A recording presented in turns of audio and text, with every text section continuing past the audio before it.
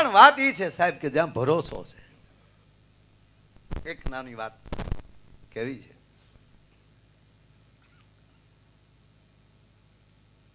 દક્ષિણનું કોઈ રાજ્ય,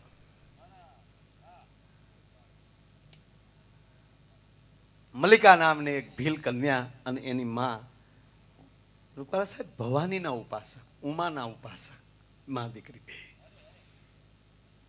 જયા પાર્વતીના જાગરણો કરે. એટલી માં ભગવતીની પૂજા, એટલી ભાવના, પૂર્ણ ભરોસો, હે ભવાની, હે ભવાની, હે ભવાની. એમાં એક દી ઘટના એવી ઘટે, એમની દીકરી જે મલિકા છે એને જંગલમાં વાઘ ફાડી ખાય છે. ઘરે ન આવતા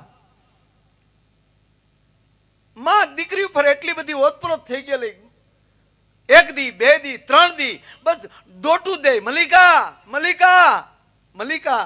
અને 3 દી સાહેબ પૂરા થયા, દીકરી ન મળી. 3 દીની ભૂખીને તરસી માં પહાડની ટૂંક ઉપર આવી અને દીકરીની પાછળ માં જ્યાં પડવા જાય ને કહે છે કે હે ભવાની, મારી મલિકાને. અને પાર્વતી સાંભળી ગયા. કૈલાસની ટૂંક ઉપર બેઠેલી માં ભવાની મહાદેવની બાજુમાં. ભગવાન તો ધ્યાનમાં બેઠા હતા, પણ મહાદેવને માં કેવા ખોટી ન થયા, સમય નહોતો. અને એ જ ક્ષણે મલિકાનું રૂપ ધારણ કરી અને ભવાની દોડી. માં બાપુ, આ ભરોસો જેને તમે માં માં કહેતા હો, ઈ હામી તમને આવીને માં માં કહેવા મળે. અહીંયા રામ એમ કે ભરત, ભરત, ભરત, ઓલે પડે ભરત એમ કે રામ, રામ, રામ. ગુરુને તો સેવીએ, પણ સમય એક એવો આવી જાય કે ગુરુ તમને મળે સેવવા, કે હાલ મારે હારે, હવે હાલ મારી ભેગો. મેં સીધરે જાણી તમને સેવ્યા, પણ સદગુરુ પાસે એમ કે હવે દીકરા મૂંઝાતો ને, હવે આવ હામો, હવે મારે તને હજી હેવવો પડશે થોડો. મૂર્તિ તો એક જ વાર શિલ્પકાર ઘડી નાખે છે સાહેબ, પણ ઈ મૂર્તિ કેટલાને ઘડી નાખે છે.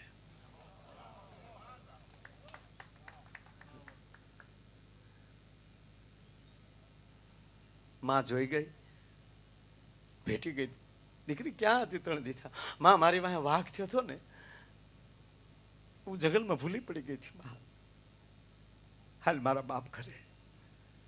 ભવાનીને લઈને આવે છે ઘરે, પણ એટલો બધો માનો પ્રેમ જોયો. પાર્વતી મૂંઝાણા, ઉમા મૂંઝાણા કે હવે ને મારે મૂકીને જાવી કેમ?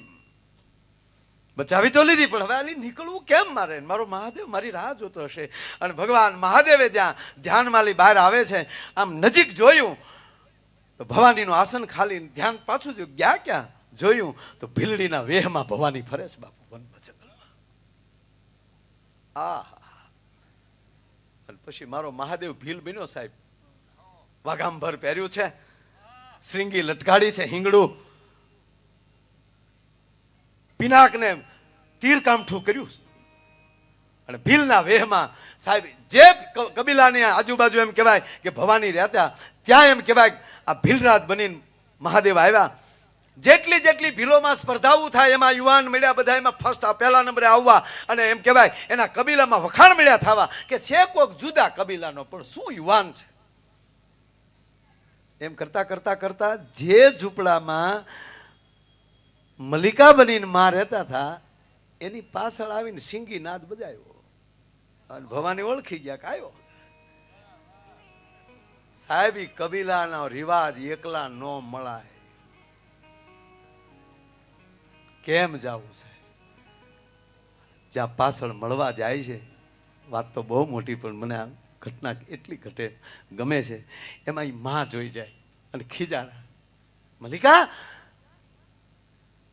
અજાણ્યા પુરુષને મળતા તને શરમ નથી આવતી બેટા? આપણા કબીલાની મર્યાદા. માં બોલમાં, મને જે વાઘ મારી વાહે થયો હતો ને, એ આ યુવાને એ વાઘને મારી નાખ્યો. જો આ વાઘાંબર પહેર્યું છે, તારી દીકરીનો જીવતદાતા છે. ઓ મને માફ કરજો ભાઈ, તારું નામ શું છે? શિવ ઉમા હામું જોવે, ઉમા શિવ હામું જોવે. હા, મારું નામ અર્જુન છે. અર્જુન, અર્જુન, ઓ અર્જુન, હાલ મારો બાપ મારે ઘરે હાલ.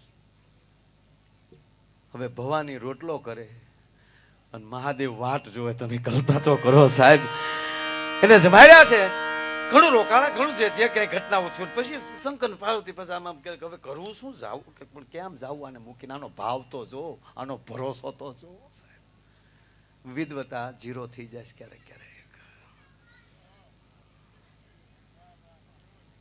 પછી જટ કઈક કરવા માટે એની માને એમ કહે છે કે માં મને આ યુવાન બહુ ગમે છે મારે આને હારે લગ્ન કરવા અરે ગાંડી થામાં આપણા કબીલાના રિવાજ પ્રમાણે બહારના કબીલામાં લગ્ન ન થાય એના મુખીને બોલાવ્યા સાહેબ સભા ભરી અને કારણ કે બહુ માન હતું મલિકાના પરિવારનું અને કીધું બાબા અમારા પરિવારનો પ્રશ્ન છે ને અમારી દીકરીને આ યુવાન ગમે છે ને અમારા સમાજના રિવાજથી બહાર જઈને નથી લગ્ન કરવા એટલે તમે તમારી મંજૂરી માગીએ છીએ છેલ્લેના મુખીએ કીધું કે આપણે આપણા ગુરુ પાસે જઈએ શું વાટે ઘાટે ઈષ્ટ ને ગુરુ આવી આવીને ઉભા રહે છે આપણા સ્વામી પાસે જઈએ આપણે હાલો દક્ષિણમાં તેનું કંઈક નામ અલગ છે સ્વામીનું પણ એ હતા કાર્તિકેય મહારાજ પોતે આના સ્વામી બધા અને એના મઠે જ્યાં આવ્યા અને શંકર ને પાર્વતી ને કાર્તિકેય મહારાજ આવતા જોઈ ગયા ભીલના વેહમાં કે ભોળાનાથી ઓળખી જાય ને પેણના દીકરાને ભોળાનાથ એમ કે કાર્તિકેય કેમ રહીએ કે હજી મહાદેવ આખા કબીલાની સાથે જ આવે છે અર્જુન અને મલિકા તા તો કાર્તિકેય પગમાં આળોટવા મળ્યા મારો બાપ આવ્યો મારી માં આવી મુખી કે આપણા સ્વામી દળે છે આ કોણ અને ત્યારે કાર્તિકેય મહારાજ ઉભા થઈને જે ભીલ માં હતી એને કીધું કે હે માં તારી ભક્તિને મારા પ્રણામ જેનું તું ભજન કરતી હતી માં કરતી હતી આજ ઈ તારી ઘરે દીકરી થઈને હું આળોટું છું મારી માં પાર્વતી છે આ તારી દીકરી નથી મલિકા નથી આ અને આ અર્જુન નથી આ મારો બાપ મહાદેવ છે અને મૂળ સ્વરૂપે જ્યાં ભવાની અને શંકર પ્રજ્ઞા અને ઓલી ભીલમાં સ્તુતિ કરે છે મેં તને તારી પાસે હે ભવાની કામ કરાવ્યા ક્યારેક ક્યારેક તુકારા કર્યા હું કાંઈ નહોતી જાણતી એક મારી શ્રદ્ધા હતી અને પછી મહાદેવ કહે છે કે ના બાપ આજ માગી લે તું તારે જે જોતું હોય અને ત્યારે એણે એટલું કીધું કે બીજું કાંઈ નથી જોતું અમારા કાર્તિકી મહારાજે આ શિવલિંગને અહીંયા સ્થાપના કરીને તમારી પૂજા કરે છે ને આ લિંગની અંદર તમે બંને જણા જ્યોતિ સ્વરૂપે રહો તો જેથી કરી અને અમે તમારા દર્શન કરી શકીએ એ જ જ્યોતિર્લિંગનું નામ મલિકા અર્જુન મારો કહેવાનો સૂર એ છે કે જ્યાં જ્યાં ભક્તિ ને જ્યાં ભરોસો હોય ભરોસાથી આગળ બીજું કાંઈ ન હોય એટલે કીધું કે પેંડ પીડાયની વહમી વાતો ઓલા ભેરુને ન ભણાય પણ જો હેતુ હશે અહીંયા કેરા તો જોખમ જાણી જાય